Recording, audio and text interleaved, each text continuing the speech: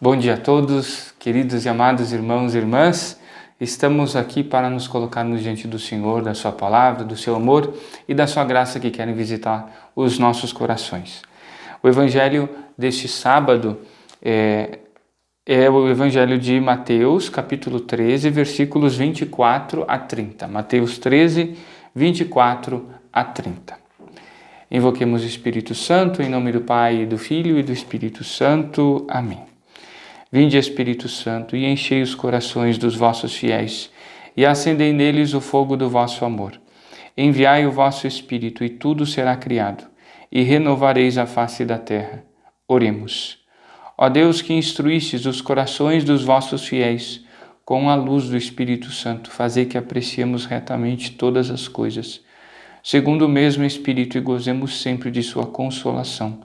Por Cristo, Senhor nosso. Amém. O Senhor esteja convosco, Ele está no meio de nós. Proclamação do Evangelho de Jesus Cristo segundo Mateus. Glória a vós, Senhor. Naquele tempo, Jesus contou outra parábola à multidão. O reino dos céus é como um homem que semeou boa semente no seu campo. Enquanto todos dormiam, veio seu inimigo, semeou o joio no meio do trigo e foi embora. Quando o trigo cresceu e as espigas começaram a se formar, apareceu também o joio. Os empregados foram procurar o dono e lhe disseram: Senhor, não semeaste boa semente no teu campo? De onde veio então o joio? O dono respondeu: Foi algum inimigo que fez isso. Os empregados lhe perguntaram: Queres que vamos arrancar o joio? O dono respondeu: Não. Pode acontecer que, arrancando o joio, arranqueis também o trigo. Deixai crescer um e outro até a colheita. E no tempo da colheita, direi aos que cortam o trigo: Arrancai primeiro o joio e amarrai-o em feixes para ser queimado. Recolhei, porém, o trigo no meu celeiro. Palavra da salvação. Glória a vós, Senhor. Estamos, amados irmãos e irmãs, no capítulo no 13, o capítulo das parábolas no Evangelho de Mateus. Mateus vai agrupando as parábolas, e então elas vão como que nos dando um norte assim de ensinamentos de Jesus acerca de coisas então tão importantes. Aqui, essa parábola, como diz o próprio Jesus no Evangelho, fala sobre o reino dos céus. Então, ou seja, nós somos convidados a compreender esse reino dos céus, que não se realiza apenas nos céus, porque ele tem as suas raízes, espalhadas, que tocam, enfim, a realidade da nossa vida nesse mundo. Vamos procurar considerar algumas ideias importantes, então, deste ensinamento de Nosso Senhor. Em primeiro lugar, nós não podemos, de maneira alguma, renunciar à certeza acerca da bondade do que o Senhor semeia. O que o Senhor faz e realiza é essencialmente bom e de uma bondade superabundante que vai além e que vence todo e qualquer mal. Então, nós jamais podemos abrir mão da certeza, da força, do bem, do supremo bem, que é o Senhor. Como também não podemos, de forma alguma, diminuir a malícia do que é mal. Quantas vezes, neste nosso mundo relativista, nós temos ideias, coisas, imagens, pensamentos que nos fazem ou que nos induzem a pensar que coisas ruins não sejam necessariamente ruins, ou que mesmo aquilo que objetivamente é ruim para um pode ser que não seja, isso é para você, mas para mim não. Né? Então vejam que aqui nós temos um problema seríssimo. Por quê? Porque a dinâmica do bem, ela não se desenvolve, ou seja, não é acolhida e, portanto, não transforma, não orienta o coração daquele que justamente faz do seu coração um coração como essa terra, né? Onde está joio e trigo tudo misturado. Vejam, aqui nós podemos, até o padre vai abrir um parênteses, né? Nós podemos olhar a parábola por dois vieses diferentes, né? Um é aquele dito propriamente pelo Senhor. Essa terra semeada de boa semente pelo agricultor, pelo homem, é a terra do mundo onde Deus fez todas as coisas boas. Vamos lá no Gênesis. Tudo que Deus fez é bom. Ele viu que era bom, né? E o diabo, né, o inimigo de Nosso Senhor, o inimigo do homem e o inimigo do mundo, semeou no mundo o mal, né? A inveja, a desobediência, o pecado, né? A palavra pecado quer dizer errar o alvo, né? Então, ou seja, semeou tudo isso aí, né? E aí nós vemos justamente o mundo viver nessa dinâmica de combate entre o bem e o mal, né? A ponto que São Paulo vai dizer, vence o mal pelo bem, né? E é o que nós vemos de modo supereminente na cruz. Na cruz Nosso Senhor vence o mal pelo bem. E, bom, então essa é uma leitura e ela casa perfeitamente com depois uma leitura que Santo Agostinho vai fazer num livro chamado Cidade de Deus, onde ele faz uma leitura teológica da história, falando que dois amores construíram duas cidades, né? O amor por Deus até o desprezo de si mesmo constituiu a cidade dos homens, o amor de si até o desprezo de Deus construiu a cidade dos homens, né? E esses habitantes, eles então estão aí pelo mundo afora, estão aí na vida, né? E à medida que vão vivendo, então vão se identificando, né? E assim por diante. Então essa é uma leitura que a parábola nos permite. Outra leitura, porém, é aquela que justamente considera o nosso coração como essa terra, né? Na qual sim o Senhor semeia o bem. Vejam, fomos batizados, o Senhor semeou a vida eterna no nosso coração. Recebemos a Eucaristia, o Senhor semeia a sua presença no nosso coração. Somos perdoados, o Senhor semeia a sua Páscoa em forma de perdão e de restauração no nosso coração. Essa palavra, o Senhor semeia a semente do bem, da vida eterna, da justiça no nosso coração. E nós, então, precisamos aqui ficar atentos para aqueles que semeiam o mal no nosso coração.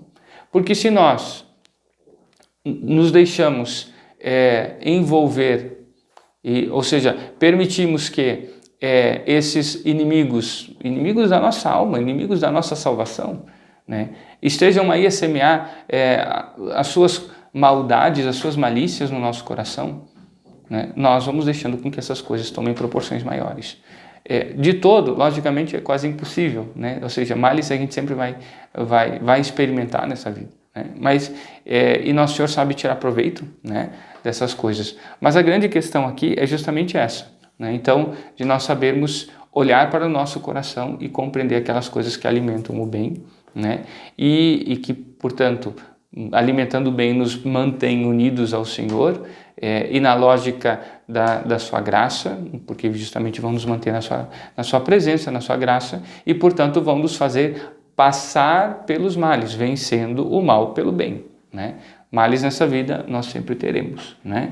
Então a grande questão é justamente nós não nos colocarmos intencionalmente em situações objetivas de mal, de pecado, né? Agora, males como, sei lá, o mal de uma doença, o mal de um incidente, um acidente, alguma coisa um desentendimento, enfim, essas coisas fazem parte da vida e justamente nelas nós somos chamados a vencer o mal pelo bem, né? Então, o bem da paciência, o bem do perdão, o bem da compreensão, e assim por diante, né? Seguindo adiante, então, nós falávamos antes, terminando esse grande parênteses, né, da constituição, vamos dizer assim, do bem e da constituição do mal, né? Então, o mal é sempre mal, né, e o bem é sempre bem, né? Não há mistura dessas coisas, né? Tanto que, e a parábola nos deixa isso muito claro, ou seja, o joio semeado, ele vai crescer como joio, né? O bem semeado, o trigo semeado vai crescer como trigo, né? E aí, seguindo então adiante na consideração dessa parábola, nós somos convidados a como que penetrar um aspecto da infinita sabedoria de Deus. Nosso Senhor sabe o momento de colher-nos e de colher em nós aquilo que é bem, bom, belo, verdadeiro, aquilo que é graça, aquilo que é salvação. E por isso nos pede o quê? A paciência. Paciência de suportar os males, paciência de esperar nele, né? A paciência que não é uma atitude passiva, mas justamente podemos dizer uma atitude ativa de quem, ou seja, persevera no cultivo do bem, persevera na confiança em Nosso Senhor, persevera na oração, persevera no perdão dado, que precisa ser retomado, reforçado, relembrado, reassumido. Persevera nas disposições que nos defendem, e defendem os da nossa família, os que estão sob o nosso cuidado, daquelas coisas que objetivamente pervertem, corrompem a mentalidade, os valores. Então vejam só, nós somos convidados a olhar para essa sabedoria de Deus e, por fim, a considerarmos o destino eterno. Aquilo que é constitutivamente bem, essencialmente bem, nos convida a considerar que tem um destino concreto.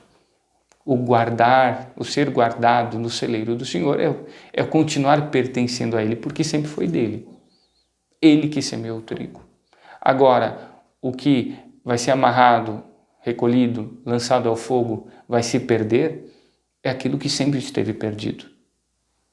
E nós então somos convidados a caminhar no bem, na graça, buscando a nossa conversão todos os dias. Esse é o convite de Nosso Senhor.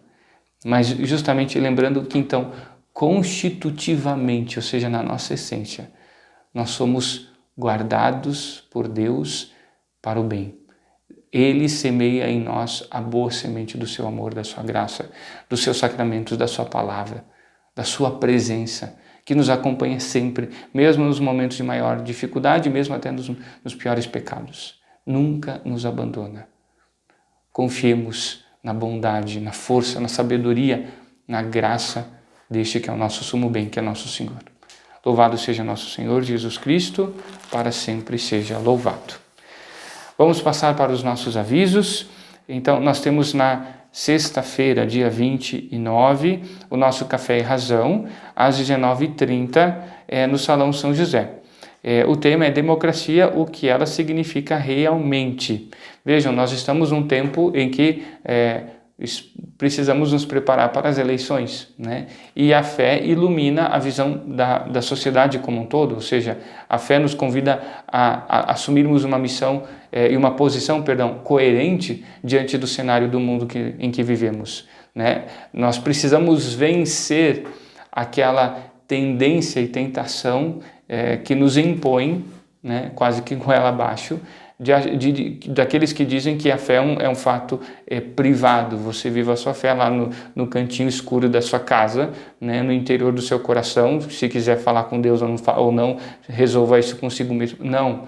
A fé, se é o que é, ela resplandece, ela brilha, ela cresce, ela se multiplica, ela se traduz em testemunho e ela encanta. E, portanto, ela combate. Nós precisamos combater os males do mundo com uma posição firme, autêntica, coerente com a fé, né? Também no campo da política. Não entramos em partidarismos, mas não renunciamos à verdade. A democracia é o que é, a política é e deve ser o que é, e assim por diante, né? Então, a administração dos bens temporais, em qualquer nível que seja, é uma coisa e está subjugada por coisas maiores, né? E assim por diante. Então, nós precisamos considerar essas coisas de uma forma muito coerente e madura, né? E a fé, então, nos ajuda a enxergarmos isso de uma maneira correta. No dia 13 de agosto, nós temos o jantar italiano promovido pelo EJU, às 19h30 no Salão São José, no nosso pavilhão. Os cartões estão no valor de R$50 e estão à venda com os jovens do movimento na secretaria da paróquia e também na capelinha, ali na réplica da igreja histórica, né? A nossa ação entre amigos da paróquia, do Fusca e dos outros 7 prêmios está ainda sendo, então, vendida para que nós possamos contribuir com a paróquia, para que ela possa dar suporte às comunidades pastorais e movimentos, né? Lembrando aqui, então, que essa foi uma iniciativa nossa, nos festeiros e tudo mais, para que a gente pudesse eliminar a rifa vocacional. Só que isso depende objetivamente de um esforço comunitário, né? Ou seja, é necessário que todos nós compreendamos o nosso papel, né? E, portanto, assumamos o nosso compromisso. Somos uma comunidade que quer permitir e proporcionar à paróquia as condições para dar o suporte e sustento para todos os que necessitam, né? Sabendo que nós temos desafios importantes pela frente, em termos de estrutura paroquial, para podermos oferecer o melhor e atender as demandas e os desafios também da nossa vida pastoral. Então, tudo isso é muito importante, queridos. A gente não pode se eximir daquilo que é nosso, porque justamente abraçando o todo, bom, primeiro não fica pesado ou tão pesado para alguns, e sobretudo a gente cresce no espírito de unidade, na alegria de fazermos parte daquilo que é nosso, né? A paróquia é nossa, não é do Padre Lucas, né? É nossa. E aí nós vamos crescendo juntos e nós vamos fazendo a experiência do socorro e da graça de nosso Senhor, certo? Quero então agora, por fim, passando adiante, manifestar minha alegria como o dom da vida de cada um daqueles que hoje objetivamente, concretamente, celebram o dom de sua vida, os aniversariantes de hoje, também os que celebram o dom da vida familiar, matrimonial, pelo sacramento que receberam, comemorado também então neste dia. Bendigo a Deus, porque isso é um dom, é uma graça preciosa, tanto a vida quanto a família, e nós celebramos em ação de graças, então, esse dom vosso, que também é nosso, porque a fé e o amor de Deus nos unem dessa forma. Então, que Deus os sustente no bem, faça viver a vida e a família como dom, como graça e, portanto, como caminho de santificação. Confiamos vocês à proteção, ao cuidado e à intercessão da Virgem Maria. Ave Maria, cheia de graça, o Senhor é convosco. Bendita sois vós entre as mulheres, e bendito é o fruto do vosso ventre, Jesus. Santa Maria, Mãe de Deus, rogai por nós, pecadores, agora e na hora de nossa morte. Amém. O Senhor esteja convosco, Ele está no meio de nós. Sobre vós, vossas famílias, vossos lares, desça e permaneça a bênção de Deus Todo-Poderoso pela intercessão da Santíssima Virgem Maria, de São José, seu esposo, e de São Pedro, nosso padroeiro. Pai, Filho e Espírito Santo. Amém. Tenham todos um bom e abençoado final de semana. Não deixemos de santificar o domingo pela missa, pela vivência privilegiada da fé, da vida de família. Façamos todo o esforço possível, concentremos as nossas opções de prioridade naquele que sustenta a nossa esperança e que nos convida a experimentar já aqui essas realidades do reino dos céus. Fiquem com Deus.